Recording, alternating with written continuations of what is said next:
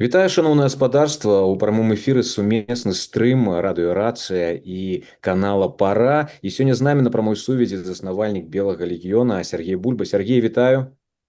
Добрый вечер.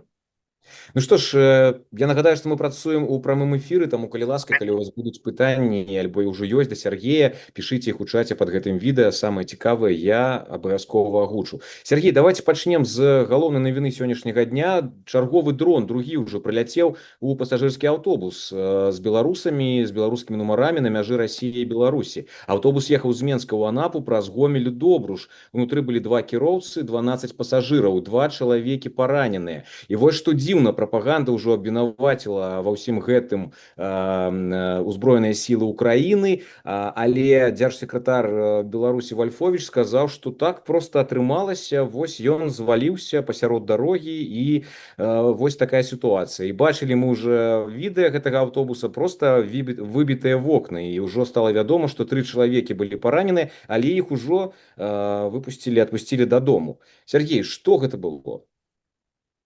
А что это первый раз было? Чым это адрозніваецца? Другі.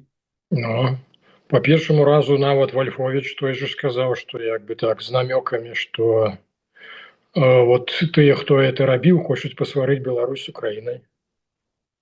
Што нечакана, да? Нечакана было ад сакратара Саўбезу пачуць такія словы. Бо абсалютна не цяжка здагадацца, хто хоча перасварыць Беларусь з Украінай, да? То зараз ён уже не так адкрыта это самае выступае, але ж ну у прынцыпе таксама дае повод нагоду задумацца, хто это і што это. Ну але ж дзіўна тое, што хіба Лукашенко мінулы раз сказаў, каб это самае, што тут вайна ідзе, няма чаго соўгацца ў гэты Крым. Чого зноўку лезуць, ну? Это нейкі мазахізм такі ці што, бля? Ну, я гэтага не ведаю, Сергей, але вось цікава, да? Мы крыху пазней абмяркуем візіт, канешне, гэты там патаемны да Пуціна на Валдае, дзе там яны 2 дні пра нешта размаўлялі і нічога, ніякай інфармацыі няма, гэта крышачку пазней. Але вось гэты удар дронам пасля размовы Лукашэнкі з Пуціным, гэта якія вынікі можна зрабіць? Што Лукашенко не пайшоў на ўмовы Пуціна, і Пуцін даў, скажем так, яшчэ адзін сігнал? Евген, дык а там канцэптуальна, по-мойму, ну, я не ведаю, хто разганяе інфармацыю пра тое, што Лукашенко быццам бы гатовы да вайны. Лукашенко абсалютна не гатовы да вайны. Ён разумее, што это канец ягонай уладзе і ўсё. Таму, у прынцыпе, чакаць, што Пуцін... Лукашенко ездзіў гандлявацца, Лукашенко ездзіў грошы прасіць раз. По-другое, Лукашенко, это самае для яго, ён на сённяшні дзень сапраўды шукае абароны ад, скажем так, і ад Пуціна, і ад Зеленскага. Таму ён ламануўся, уласна, да Сі Цзіньпіня, да Кітая. Так што я асабліва, калі шчыра, не чакаю нічога, як бы так, што, скажем так, перамовы з Пуцінам закончацца тым, што Лукашенко дасць дабро на вайну. Да не дасць ніколі. Все, што ад яго зараз залежыць, ён, тым больш, это самае, там жа ж не дурныя людзі вакол яго. Яны, наадварот, прагназуюць, што ў Расіі пачнуцца нейкія смутныя часы, то, наадварот, трэба рыхтавацца для таго, каб закрываць межы з этой Расіяй. Ну, паглядзіце, што на межах адбываецца. Это самае, па-першае, ўсё русакі паставілі сваіх пагранцоў на беларуска-маскоўскай мяжы. І тое ж самае зараз русакі жаляцца, што беларусы это самае таксама паставілі сваіх, і русакі жаляцца, што чэргі такія арганізавалі, што так павольна прапускаюць, ну, так неахвотна. Так што тут я, глядзіце, як бы так увесну, мы яшчэ з вами гаварылі, я прагназаваў, што на восень у нас будзе абвастрэнне з Расіяй. Сур'ёзнае абвастрэнне, да. Сур'ёзнае абвастрэнне па, ну, скажем так, інтарэсы абсалютна разыходзяцца. Інтарэсы разыходзяцца, і Лукашенко бачыць, і атачэнне бачыць, што Расія прайграе канкрэтна. Як это на іх савецкія мазгі не клалася, таму што ім падавалася, што Расія не можа прайграць у сілу таго, што яна такая огромная і такая непобедимая. Оказывается, победимая. Ну, яны, конечно, у сябе там подкидывают, что это, маўляў, это не Украина воюет, яны не з Украінай воююць, яны з усім НАТО воююць. Як в этом анекдоте, і што НАТО? НАТО яшчэ не прыйшло, да? Сергей, слухайте, а ну вось яшчэ пытанне. Вось адзін раз ужо быў, другі адбыўся. Пра гэта вось другі раз атаку дронам папярэджвалі, ну, шмат якія з экспертаў, вы таксама пра гэта казалі. Гэта будзе працягвацца далей? Да якой пары? Евген, я думаю, что это самое, что коли Россия зацікавлена, то она будет обвастрать. Она будет жестко обвастрать. Тому что, ну, вот тое, что яны планавалі ў Мазыры, ну, сапраўды, яно, відаць, як бы так глобальна, і прычым профукалі ўсе. Усе профукалі, і добра, што мы як бы гвалт паднялі. Таму што, ну, я патлумачыў як бы так сваю пазіцыю. Я ўжо наглядзеўся на вайну ва ўкраіне. І я разумею, што это як бы так, ну, абсалютна для народа это крый Божы. Это крый Божы, таму што ну, Украина бороніцца, украінцы малацы, але ж ну, я не хацеў, каб это самае, каб мы апынуліся ў такой жа сітуацыі у Беларусі. Тым Сергей, больш, мяне вось такое пытанне ўзнікае. Няўжо расейцы думаюць, што беларусы такія ну ідыёты? Ну, па-першае, яны кажуць, што гэта ўзброеныя сілы Украіны. Ну просто калі лагічна, да, рацыянальна просто падумаць, ну на халеры Украіне яшчэ пашыраць лінію фронта больш чым на 1000 кіламетраў. На халеры Украіне ўцягваць Беларусь у гэту вайну. Ну гэта ж нелагічна ўвогуле. слушно, Евген, абсолютно слушно. Украина, каб мела такое жаданне, Украина могла адказаць яшчэ на тым этапе, калі з беларускай тэрыторыі расійскія ракеты ляцелі. Але ж Украина цярпела, як бы так разумеючы, што не можна ўшчэнт забіваць узаемадачыненне паміж двумя брацкімі народамі. Ну як это пафосна не гучыць, але ж ну, мы самыя блізкія народы. Таму як бы так дзякуй, што украінцы як бы на той час не адказвалі, зараз яны тым больш не зацікаўленыя. Таму, ну, слухайте, ну, як бы так, у России, видать, есть тыя, хто не хоча завершэння войны. А Лукашенко, на маё разуменне, якраз ездзіў. А акрамя таго, дзе грошы здабыць, ездзіў, як бы так, шукаць, як бы хто заступіцца за яго, хто заступіцца за Беларусь, за суверэнітэт Беларусі. Ну і, уласна, хто не дапусціць, як бы, вайны. І я думаю, што, ў прынцыпе, што ён на сённяшнім этапе, як бы так, ну, выціснуў максімум з таго, што магчымае. Ну, гэта мы яшчэ абмяркуем. Сергей, наступная тэма, вось з'явілася інфармацыя, што былі чутны выбухі на мяжы з Беларусю, нібыта там, дзе працаваў астатні гэты рэтранслятар, які дапамагаў расійскім шахедам, скажем так, ляцець і правільна выбіраць цэлі на тэрыторыі Украіны. І ёсць інфармацыя, што нібыта быў падбіты гэты рэтранслятар. Ёсць у вас якія падрабязнасці можа быць на гэты конт? Не, Евген, я тут схіляюся, що тут уже гульня і псопачна. У тым ліку от тое, што Сырскі заяўляў, як бы так, я запытаўся украінскіх афіцэраў, яны ўжо самі так это галовы апусціўшы дулу, кажуць, это же і псо. І тое, што нам расказваюць, што пад Пінскам 35 кіlometrаў ад Пінска, што там, маўляў, дроны ляцелі, але ж беларусы паназбівалі, это самое, и вышка засталась, як бы там тая целая. Вышка оператора мобильной связи. Ну. Она стоит там, по-моему, хиба 100 с 1917, ой, 2018, перепрошаю, да. Неизменно в одном месте. То, что русаки могут понавешать, так слухайте, так яны это могут, вон, зябравка. Что такое, я в огуле не разумею, что за российский анклав на белорусской территории, что это такое? Былы аэрадром авіяцыі дальняга дзеяння 30 кіlometrаў ад мяжы з Украінай. Русакі яго адцяпалі ў нас у саюзнічкаў так званых, это самае адцяпалі яшчэ перад вайной, ці распачаткам гэтага этапу вайны, абнеслі калючым дротам, нагналі туды будаўнічай тэхнікі, абнесліся міннымі палямі. Ну. Яшчэ беларускія ССО перыядычна пільнуюць, каб туды ніхто не заходзіў. Да. Вот там вот я чакаў, што там русакі могуць як бы так рабіць тое, што лічаць патрэбным. Тому що там і комплекси були С-300, і С-400 були, які, до речі, якби так, коли от Путін проводив парад, то тим ліку їх там забирали для оборони Москви. Ну, але ж я не узябрався, що мене здивляє, у їх є неякі свої концепти, які вони протягують здійсняти. Тому там этой будаўнічай работы не спыняюцца. Пастаянна перыядычна мы са спадарожнікавых здымках бачым, што там нешта робіцца, што там кучка грунта раптам нейкая з'явілася, это самае з-пад зямлі выбранае. Ну, вот я бы на гэтым, скажем так, больш хваляваўся, больш акцэнтаваў увагі. Агулам, як бы так, Лукашенко вот у сваім гэтым памкненні выцыганіць з Расіі грошай надта багата падпісваў з русакамі. Ну. Ён, по-моему, свята паверыў тое, што калі вот ядерная зброя будзе, то это гарантыя таго, што ягоны рэжым будзе існаваць бясконца. Вот гэты тэзіс ён сам сабе прыдумаў тое, што на краіну, у якой ёсць ядерная зброя, ніхто не нападае. Так а яму-то ніхто не абяцаў, што это будзе ягонае. Это ж Расія просто перамесціць сваю, калі трэба. А это ж які траянскі конь. То бок от заўтра Лукашенко, напрыклад, это самае ёсць у яго там, ён же это, як ён кажа, селекцыяй займаецца.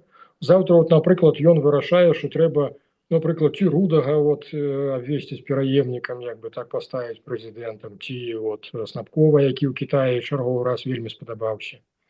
І што, а Маскве не падабаецца. І Москва бярэ, уводзіць войскі, кажа, што а мы вот, ну вот чыста для таго, каб ядзерная зброя не патрапіла ў рукі нехарошым людзям. І што ты ім зробіш?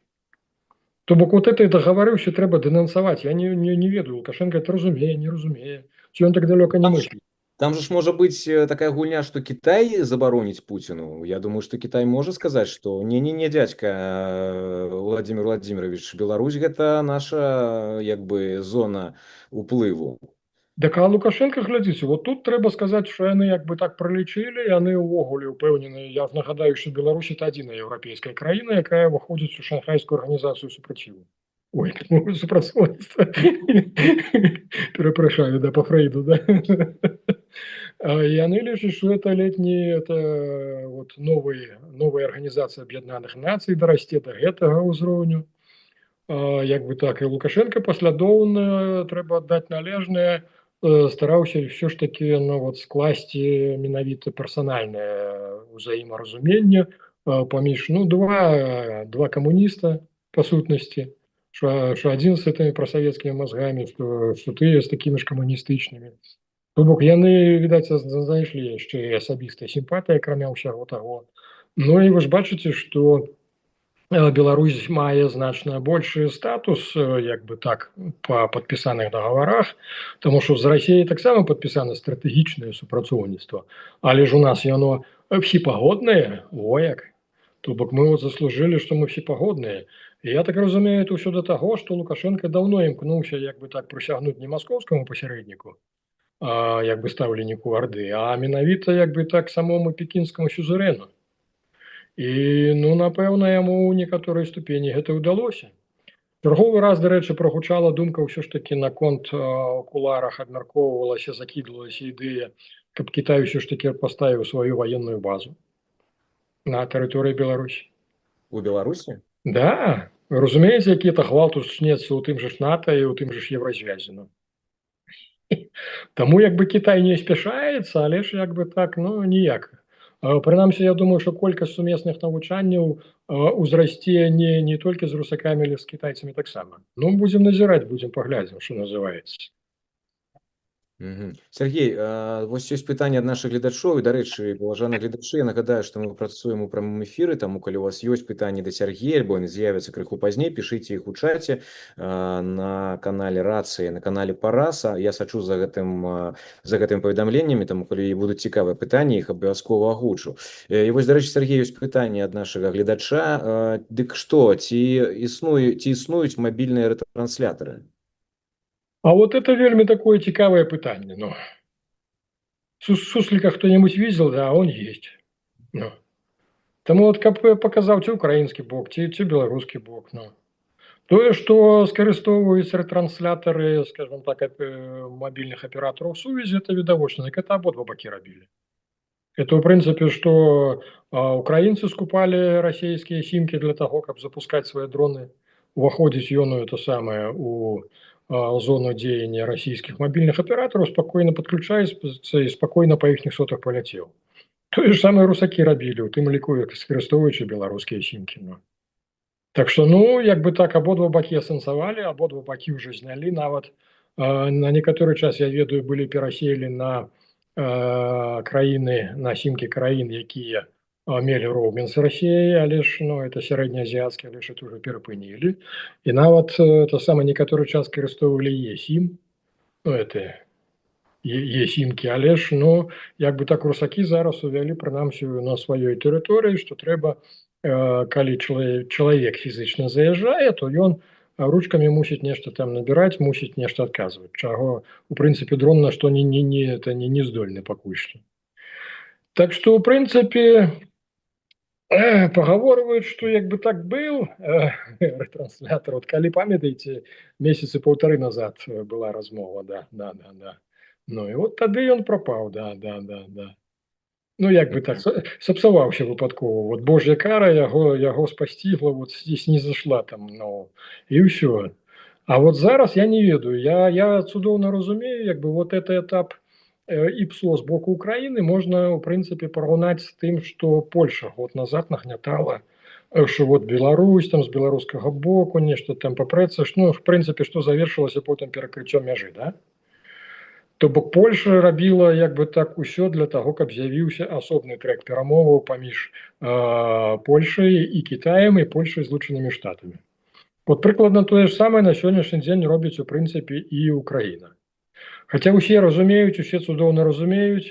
Я ў прынцыпе вот калі ты былы міністр замежных спраў украінскі агучвае 5 пунктаў, што з ягонага пункту гледжання сведчыць про тое, што Беларусь рыхтуецца да вайны супраць Украіны, я яму напісаў, што ўсе это ваши 5 пунктаў абгрунтаваў, што яны ніякія, што это беларусы просто, ну, даруйце, калі вакол Гомеля это самае будуецца кальцавая дарога, яна будуецца уже пару десяткаў гадоў за адсутнасці грошай у бюджэце лішніх. То нават это было прапісана ў тое, што ну вот беларусы ў бок Украіны дарогі разбудоўваюць. Ну слухайце, ну это такое сабе. Так вот былы міністр нічого не адказаў. Я думаю, што ён разумны чалавек, таму ну это свядомае ПСО. Давайте глядзець это самае. У тым ліку трэба разумець, што ва ўкраіне пачынаецца перадвыбарчая кампанія. Таму што вот літаральна як бы так, ну прынамсі украінская праўда агучыла тое, што ўсё ж такі Залужны будзе выставляць сваю кандыдатуру. І это, в прынцыпе, для сённяшняга прэзідэнта, як бы так, это такі, ну, скажем так, ну, непрыемны падарунак. Хаця, з другога боку, ну, давайте будзем шчырымі, я чаму, вот пры ўсім пры тым, вот колькі я пражыў у Украіне, я заўсёды здзіўляўся, якім чынам Украіна ўвогуле функцыянуе як дзяржава, тому што, ну, господи, там, ну, кожны абсалютна сам сабе гетман. У сваім рэгіёне кожны сам сабе гетман, як бы так усе это самае, я заўсёды вот шчыра здзіўляўся, як яна існуе як дзяржава. Але ж існуе у тым ліку ў першую чаргу за кошт той же ж ідэалогіі, якую ў Беларусі так і не змаглі сфармуляваць. Уцямнай ідэалогіі сваёй дзяржаўнасці, якая 30 гадоў развівалася. Да. Вот дзякуючы этому ёсць каму супраціўляцца агрэсіі. Это чаго, па-моему, у Беларусі не разумеюць. У свой час, калі была справа Белага легіёна, я ведаю, што ну вот адзін наш агульны знаёмы генерал украінскі прабягаў цераз Мінск, і ён заехаў да іх на камсамольскую і патлумачыў, кажа, што вы робіце? Кажа, калі пачнецца рэальная вайна, усе гэтыя ваши спецназы, осназы, яны разбягуцца, вы галеру каго нойдзеце. А якраз за зброю возьмуцца вот тыя, вот каго вы зараз шчыміце. Я так думаў, што яны ўсё ж таки задумаліся. Нават калі я разумею, што ў прынцыпе, што ўвосень у нас будзе з Расіяй, ну як бы так разыходжанне інтарэсу абсалютнае. Бляха, неўжо это не разумеюць ні ОАС, ні КДБ, ні Саўбесну. Я чакаў, вот шчыра я скажу, былі арыштавалі на беларускай тэрыторыі, это самае, заехаў мой брат, інструктор, да. Ён інструктор, ён выгадаў багата нашых афіцэраў, сапраўдных афіцэраў, да. Я калі шчыра разумеў, што вот яго зараз арыштавалі для таго, каб прыпалохаць і прапанаваць вярнуцца у прынцыпе да падрыхтоўкі афіцэраў, таму што нават яны цэняць тое, што ён вельмі класна это робіць. Ён сапраўды олдскульны такі, ну вельмі падрыхтаваны, цэласны чалавек, беларус натуральны, ну нармальны такі, якасны. Але ж і это не адбылося, ну. То бок у свой час, глядзіце, калі закрывалі справу Белага легіёна калі там у 18-м годзе, да, памятаеце, сколькі шума там было, что там это професійныя баевікі, там, ну да, сваіх же афіцераў абазвалі професійнымі баевікамі. Ну. То, напрыклад, ну, калі закрывалі, то сын, старшы сын Александра, Віктор, як бы так сабраў тады частку наших гадаванцаў, афіцераў, і ў прынцыпе, ну, яны далі зразумець, тады прысутнічаў там кіраўнік УАЦа, да. Яны прагназавалі ўжо тады, калі вот раптам трэба будзе неабходнасць, калі Москва нам пачне арганізоўваць Вітебскую народную ці Магілёўскую народную рэспублікі, вот тады вам будзе магчымасць як бы праявіць ваши лепшыя якасці. Разумееце? Так яны это тады ўжо разумелі, дзе вот Віктор, які это разумеў, дзе ладно, кіраўніцтва у вас памянялася. Так а што, скажем так, вот зараз, ну сур'ёзна, вот зараз увосень будзе абвастрэнне, і што? Я не разумею, у дзяржаве ёсць дзяржаўнікі ўвогуле, блин. Ці адны толькі пакарысталі гэты народ і кінулі, да? Ну, паглядзім, як яны будуць адказваць і што яны будуць рабіць падчас гэтага абвастрэння. І цікава, канешне, што гэта будзе за абвастрэнне, да? Якім чынам гэта ўсё будзе адбывацца. Але мы будзем гэта сачыць і, канешне, будзем вам расказваць. Таму стаўце падабайкі, подписывайтеся на канал, каб не прапусціць самае цікавае. Сергей, давайте зараз перайдзем шмат тэмаў сёння цікавых, якіх бы хацелася абмеркаваць. Вы, паважаныя гледачы, пішыце пытанні, я сачу за чатамі, таму самае цікавае абавязкова агучу, але крышачку пазней. Сергей, вось стало вядома, што з 1 ліпеня, то бок учора, Расія закрыла чыгуначныя пункты пропуску на мяжы з Фінляндыяй, Латвіяй і Эстоніяй. І вось цікава, гэта сімвалічны палітычны жэст ці прыкмета ўсё ж такі таго, што Москва рыхтуецца ўжо да новага этапу супрацьстаяння з краінамі НАТО? Ён тут некалькі аспектаў, і ў прынцыпе не можна выключаць чыста эканамічна таксама. Таму што трафіку няма, а, скажем так, этих блокпостов, этой КПП засталася куча. При отсутности трафику это просто, ну, як бы так з'едае бюджетные грошы і карысці ніякай. Таму як бы так не выключайте просто вот банально і такі варыянт. Давно все говорили про тое, что расійская это чыгунка, як бы так, ну, яна, скажем так, скарачае стратныя накірункі, скарачае аб'екты, якія у яе на ўтрыманні. Ну. Таму як бы так я бы не ставіў выключаць гэта. Можна, конечно, разглядаць, што это і палітычны адказ. Мы памятаем, калі тая ж Фінляндыя, напрыклад, зрэагавала на, скажем так, павелічэнне хвалі нелегальнай міграцыі, калі фіны закрыліся тады. Ну, але слухайце, колькі ўжо часу прайшло з таго. Ну і плюс да гэта давайте рэальна разглядаць, як бы так Расія прывучае і сваіх, у прынцыпе, каб развівалі лагістыку менавіта марскім шляхам. То бок я не бачу, што тут якраз от палітычнага абвастрэння. Ну, усе, што трэба по пункты, яны засталіся, Івангорад застаўся, ўсё як бы так, усё засталося. А прыбралі менавіта тыя, якія былі па шляху, якія па сутнасці пры адсутнасці трафіку абсалютна не запатрабаваныя. Сергей, ну што ж, давайте зараз перайдзем вось да гэтых тэм, якіх мы ўжо так крыху прайшлі па іх, але вось гэта паездка даволі цікавая, да, без падрабязнасцяў у некалькі краінаў, да, Лукашэнкі. Вось давайте пачнем з яго падарожжа да Пуціна на Валдай, дзе 2 дні яны сядзелі закрыўшыся, ніякай прэс-канферэнцыі не было, ніякай інфармацыі адтуль нават дагэтуль, да, не прасачылася, і мы не ведаем увогуле, пра што там былі размовы. Як вы, Сергей, мяркуеце, што там было цікава за гэтымі закрытымі дзвярыма, і калі адкінуць вось этой афіцыйнай фармулёўкі, то якое галоўнае пытанне, на вашу думку, вырашалася там? Будучыня вайны ва ўкраіне, роля Беларусі ці ўвогуле падрыхтоўка да магчымага супрацьстаяння з краінамі НАТО? Я думаю, што Лукашенко ўсяляк адкручваецца ад вайны. Таму што ягоная ж ідэалогія пасля 20-го года, вот это сацыяльны дагавор, які заключаны паміж тымі, хто застаўся ўнутры Беларусі, хто не выціснуты за межы, то ён же ж у прынцыпе і базуецца на наратыве, што давайте пераходнем старонку, як бы так, вот Александр Рыгорович, менавіта ён не дапусціў, што ў нас няма вайны у адрозненне ад вот Украіны, таму давайте пацерпім як бы так Рыгоровича, да.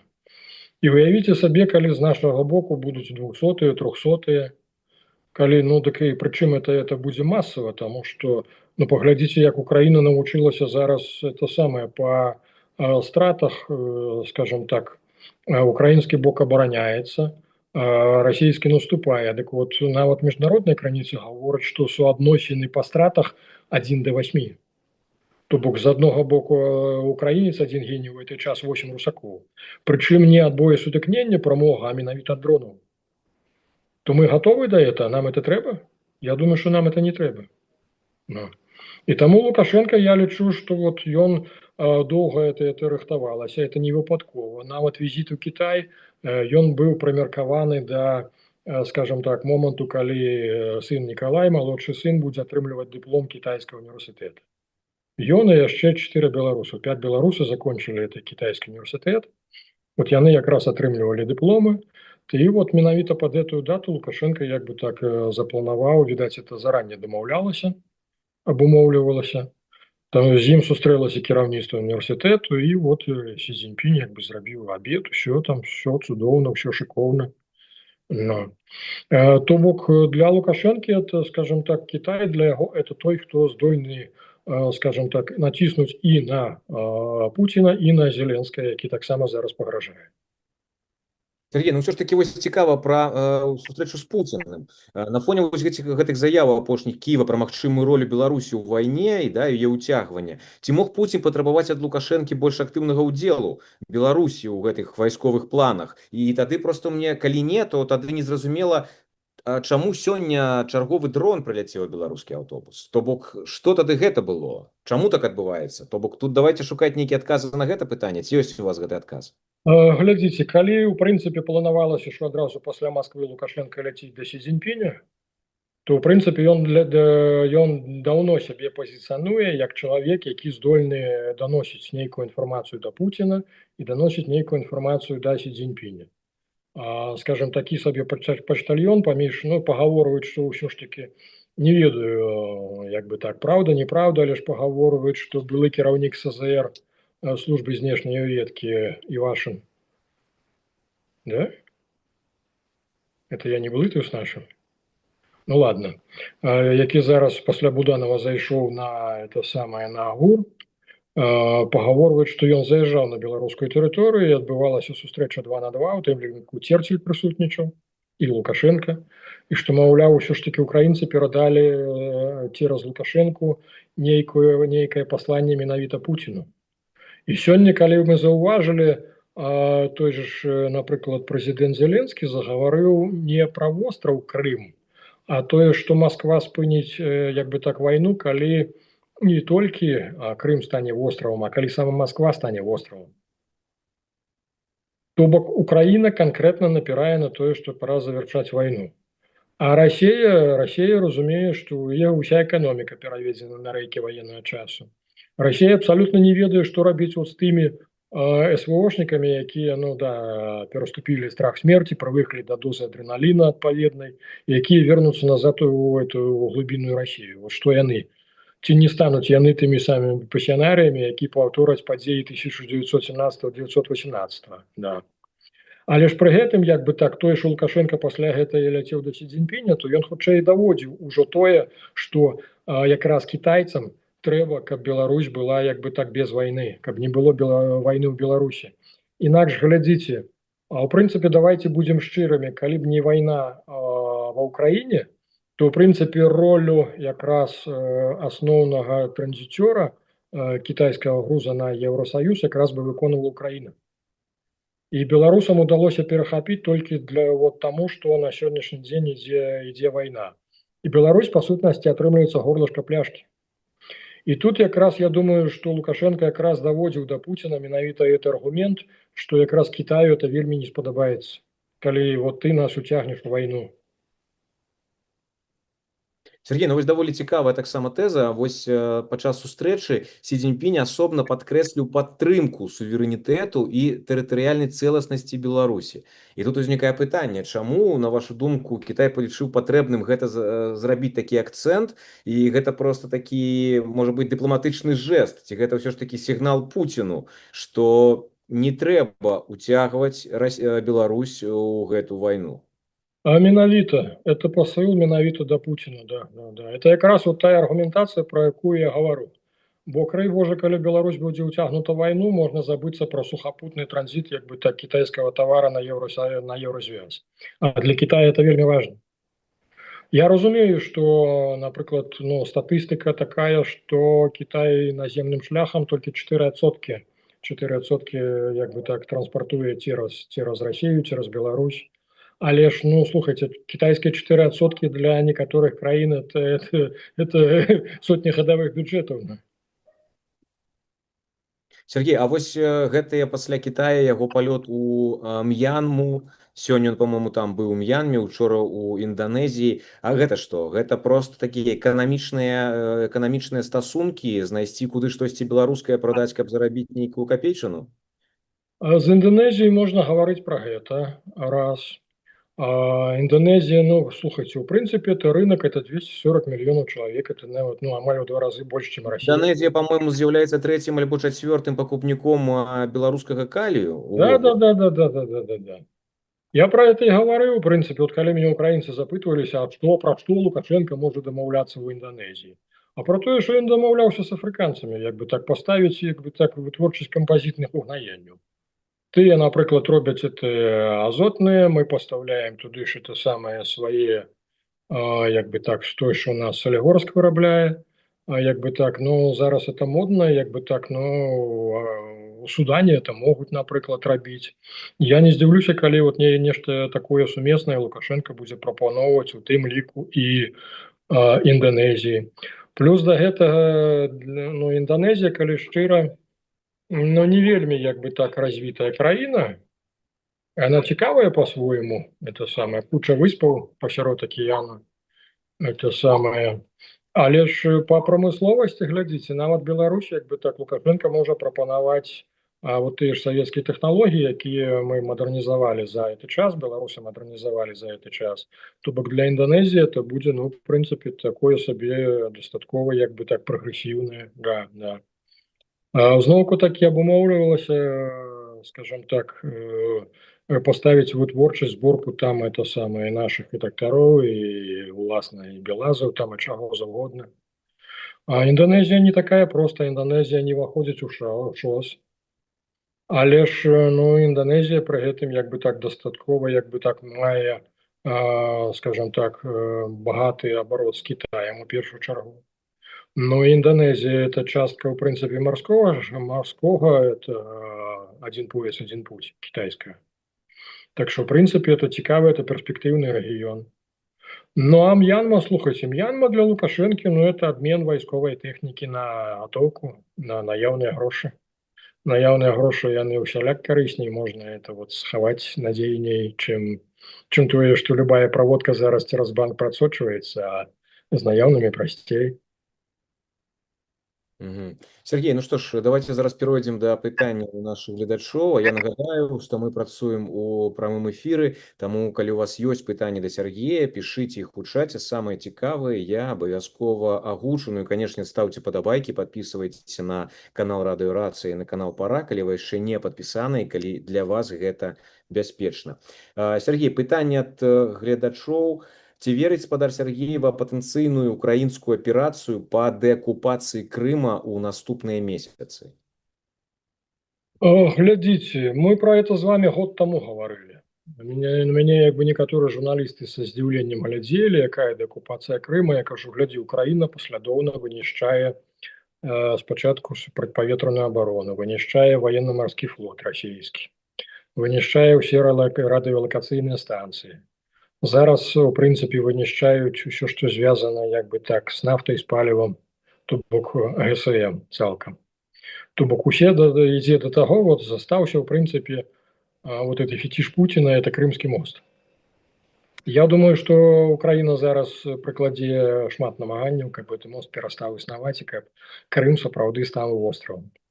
А вот наколькі была інфармацыя, украінцы, у прынцыпе, распрацавалі ўжо такі подводны, реально не погружны менавіта, а менавіта подводны, які можа ісці на такой значнай глыбіні, як бы так дроны, які можа валакчы як бы так на спіне до 1000 кілаграмаў у эквіваленце. Ну, то бок вы разумееце, это ўжо не 100 кілаграмаў, это ўжо як бы так ад таких пару акулак, як бы так укусіць за эту опору, то глядзіш, як бы так і посыпецца, і мостик, і ўсё. То бок усё это, як бы так, я лічу, што вот яно ўжо блізка. А для Путина, конечно, як бы некаторыя лічаць, што это, скажем так, это тое, чым радовали россияне, калі, край Божий, вот Крым вернется назад в Украину, для Путина это станет концом. Ну, холера его ведае. Мы ж ведаем, наколькі там усё кантралюецца на сённяшні дзень у той России, и скажем так, наколькі этой спецслужбы, колькі этой Росгвардыі распладзілі. То бок яны ж даўно рыхтуюцца да таго, што прыйдзецца ваяваць са сваім народам.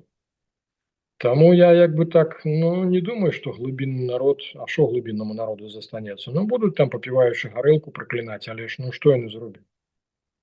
Настоящих буйных мало, яны ж у России таксама прымянілі тыя же алгарытмы, што у нас у Беларусі. Толькі у нас это называлось, это чемодан вокзал, это Варшава, а русаки, поглядзеўшы на нас, як бы так, ну, оно ж часто бывае, што русаки это ў нашай пясочніцы паставяць эксперымент які-небудзь сацыяльны, а потым у сябе як бы так, калі ў нас прайшло, потым рэалізуюць у сябе. То яны зараз таксама ўзялі на ўзбраенне, у іх это называется чемодан вокзал Тбілісі. То бок пры ўсім пры тым, да, у Тбілісі быццам бы пра маскоўскі ўрад, але ж тым не менш з гэтых незгодных русакоў менавіта туды як бы выціскаюць. Каб было як мага найменш унутры самой Расіі. Ну і нездарма я вот узгадаў, што менавіта сёння прэзідэнт Зеленскі загаварыў пра востраў Масква. То бок яны ўжо лічаць, што востраў Крым як бы так, ну вот, падыходзіць да завяршэння. І ўсё ж такі, да, вот менавіта, скажем так, нават не вішенка на торцік, а менавіта сам вот галоўны торцік, это будзе якраз, калі ім удасца настолькі перагрузіць супрацьпаветраную абарону Масквы, што Масква запылае. А калі Масква пачне разбягацца, то вы самі разумееце, это і капіталы, это і грошы, это ўсё што заўгодна. Ну, дарэчы, сёння быў адзін з самых маштабных удараў па Кіеву, загінула больш чым 20 чалавек, каля 100 чалавек пастрадала, і заўтра дзень смутку аб'яўлены ў Кіеве. Але Зеленскі сказаў, што Расія і Масква асабіста атрымае вельмі моцны адказ на гэта. І я, Сергей, хацеў запытаць пра 40 дзён, пра якія казаў Зеленскі. Ён сказаў, што я даў Пуціну 40 дзён на тое, каб дамовіцца аб перамір'і. І там таксама паведамляецца, што Пуцін павінны дзесьці там у жніўні вырашыць, ці працягваць яму гэту вайну, ці пераходзіць у гэты асенне-зімовы перыяд. Не ведаю, на што яны будуць арыентавацца, але як вы ставіцеся вось да гэтага 40-дзённага тэрміну, які адвёў Зеленскі на тое, каб Пуцін пайшоў на перамовы? Тут не трэба быць бабай Ванавай. Мы ўжо памятаем, што такое для Расіі жнівень. Усё, што як бы так самае вот цудоўнае для суседзяў і самае кепскае для Расіі, ўсё, што не здараецца, яно ж усё ў жніўні. Чамусьці, ну, традыцыя, ну, яны ж это, ну, я спадзяюся, не парушаць як бы так сваю традыцыю. Таму як бы так можа прэзідэнт Зеленскі спадзяецца, што і не прыйдзецца нічога такога вот ім рабіць, што рускія самі такое учудзяць што-небудзь зноў куштуе, што ўсіх валасы дыбам стануць на галаве. Я быў распытаўся это самае вот заўчора мяне украінскія карэспандэнты, што маўляў, як там у Расіі з палівам, і я спаслаўся на некаторых беларускіх дальнабойшчыкаў, якія як бы так ездзілі па Расіі, якія мне кажуць, за Уралам усё добра. А потым распытаўся як бы так больш як бы так шырокую аўдыторыю нашых, яны кажуць, дзе там, ну, там у адным рэгіёне як бы так, калі ў Татарстане, напрыклад, ёсць паліва, то это не гаворыць пра тое, што ў суседнім рэгіёне ёсць. У Забайкаллі, так яно заўсёды было богам забытае, там як бы так чэргі там это ну, просто там на десяткі кілометраў стаяць этой аўтамабілі. То бок я думаю, што ў самой Расіі, як бы разумееш, калі б там сапраўды засталіся такія актыўныя буйныя, вот менавіта без вот этой інсталіраванай вот этой вот імперскасці, то ўжо бы даўно як бы так это час падымаць бунт ці пасценькі Разіна ці што-небудзь такое. Ну, але ж я спадзяюся, што ў прынцыпе, што Расія нікуды ад гэтага не дзенецца. Да, ім у свой час яны як бы так, там багата таксама разумных людзей, яны разумелі, у тым ліку пра гэта гістарычныя цыклы, пра паўторнасць гістарычных цыклаў, таму яны напярэдадні, каб не паўтарылася сітуацыя 1917-1918, яны ў 2014 на апярэджанне арганізавалі ЛНР, ДНР, каб пакласці менавіта вот этих самых пасянарыяў, якія ў Маскве, ў Піцеры могуць зрабіць рэвалюцыю. Яны іх паклалі перагноем у украінскую зямлю заранне. Ну, але ж я не думаю, што можна абдурыць як бы гісторыю, як бы так, но я не ведаю, як это назваць, інфармацыйнае поле, ці што, якое паўтарае тыя ж самыя падзеі у нас тут для нашай цывілізацыі. Я думаю, што можна проста адсунуць гэтыя падзеі, не больш таго. Так вот, Путін зараз, вот, яны ж таксама это ўсё цудоўна разумеюць. Чаму ён, у прынцыпе, і не можа як бы так дазволіць сабе выйсці з вайны, таму што ён не ведае, куды вот засунуць тых вот 1 200 000, якія страцілі даўно страх смерці, якія даўно страцілі як бы так агулам нейкую чалавечнасць. Ну. Яны ж прыйдуць, яны ж за пару месяцаў прап'юць тое, што на вайне зарабілі. А далей што? Ну і Такіх ж колькі зброі яшчэ, я думаю, што там ужо да халеры зброі па ўсёй Расіі, якая тут з вайны едзе. да, да, да, да, да, да, да. Сергей, яшчэ пытанне вот ад нашых гледачоў. Раскажыце падрабязней пра абвастрэнне восенню, пра якое вы казалі, чаго чакаць? Ну, слухайте, чаго чакаць? Па-перш за ўсё, Расія вот такія вот паскудствы можа як бы так павялічваць, ну, як бы так глобальна. Это уже могуць быць не аўтобусікі, это можа быць і не тое, што шыбы павыбіваныя ў аўтобусах. Но это могуць быць спроба паўтарэння вот тое, што яны ў Мазыры планавалі. Для чагосьці ж гэтыя барадатыя санітары вагнераўцы з'явіліся у Мазыры як бы так у сістэме беларускага здраваахранення. Вот мне цікава як бы так ці знайшлі нашы доблесныя як бы так спецслужбы, хто ўсё ж таки дазволіў, каб у кожны экіпаж беларускай хуткай дапамогі вот чамусьці паставілі это санітара барадатага са зброяй. No. Я нешта вот не чуў пакуль як бы так рэакцыі на чыя это гульня была. То бок я думаю, што Расія як бы так можа спрабаваць, ну але ж я спадзяюся як бы так і нашы ўжо як бы так, но наколькі я разумею, ніхто не зацікаўлены ў вайне. Ні КДБ не зацікаўленыя, ні СБП, ні УАЦ, ніхто. Таму я думаю, што нашы спадзяюся, што яны ўжо будуць адсочваць уважліва. Таму трэба чакаць, што Расія пачне нешта звонку чудзіць. Расія пачне нешта звонку чудзіць. Ну. Расія ну, можа сама як бы так ад імя, скажем так, беларусаў, скажем так, арганізаваць нешта на балтыйскім накірунку.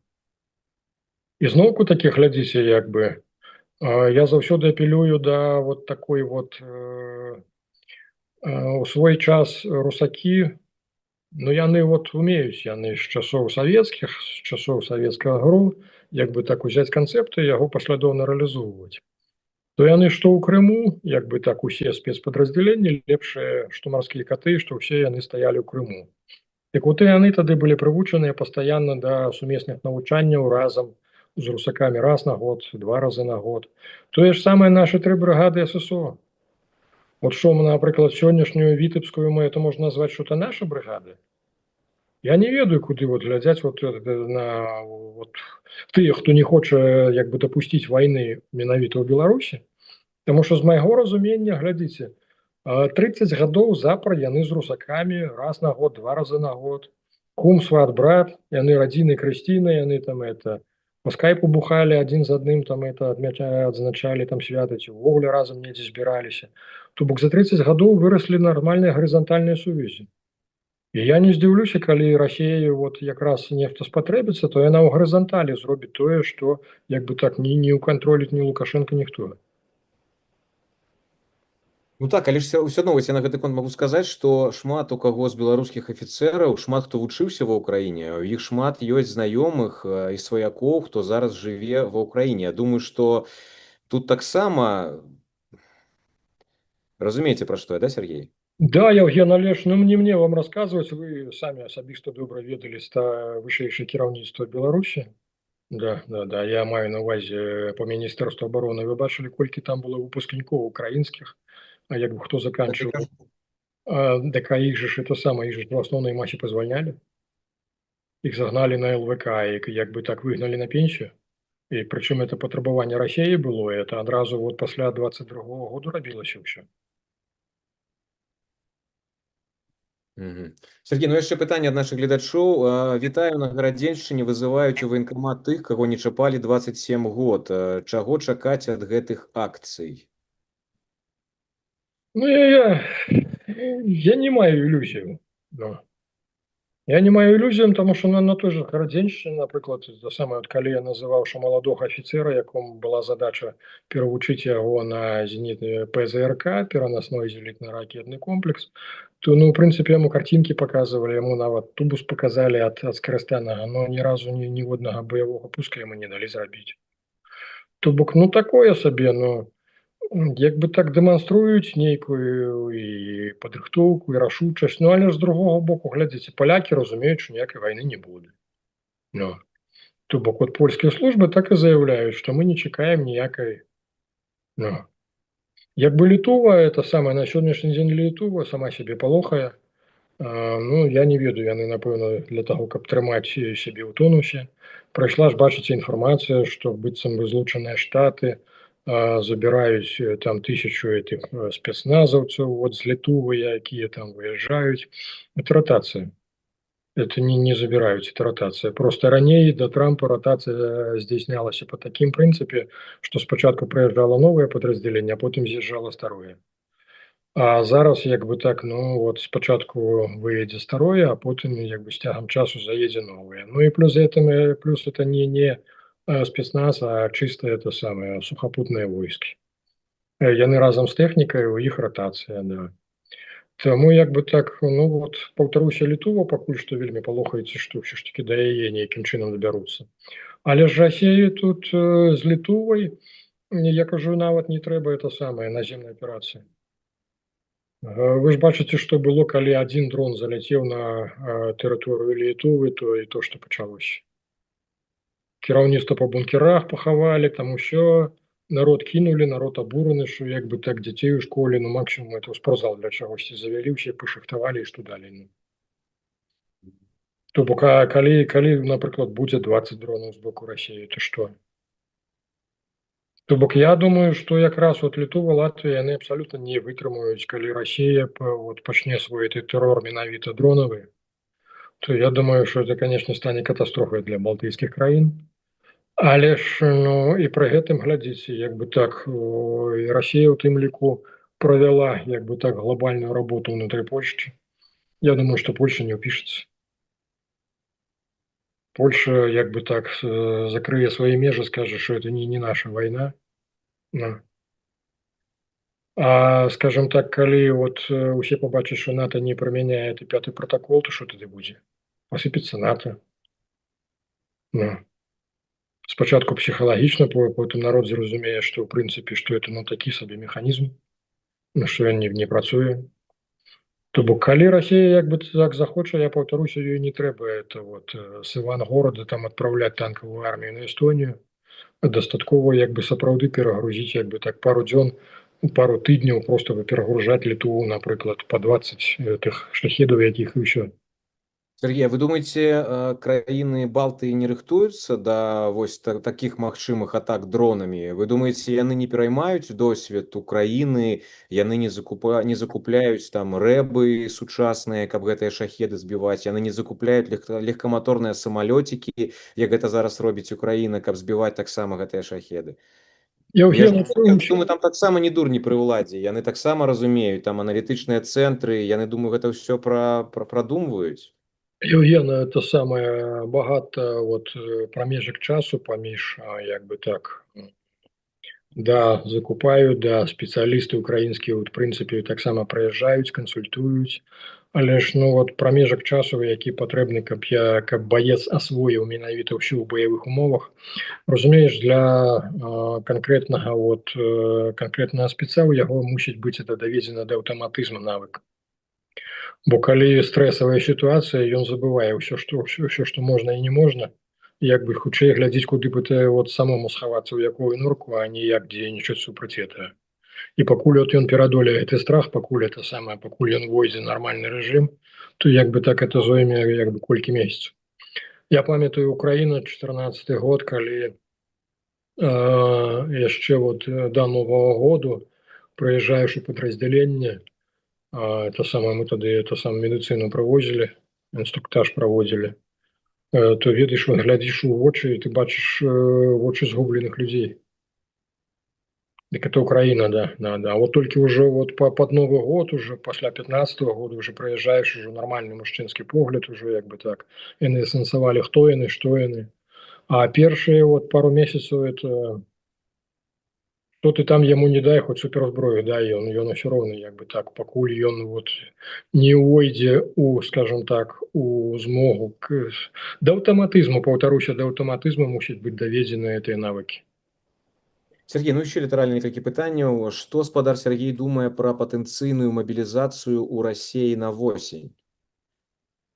В России на осень? На восень, так.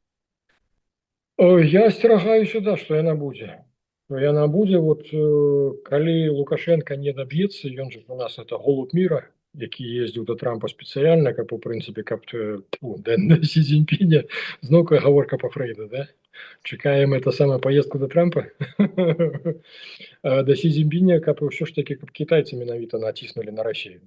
Что эта война уже никому не патрэбна, что яна як бы так подзацягнулася и, скажем так, ну, 5-й год весці вайну, якая як бы так планавалася, это самое за 3 дні, то ну такое сабе, эту прапаганду як бы так не ўціснеш.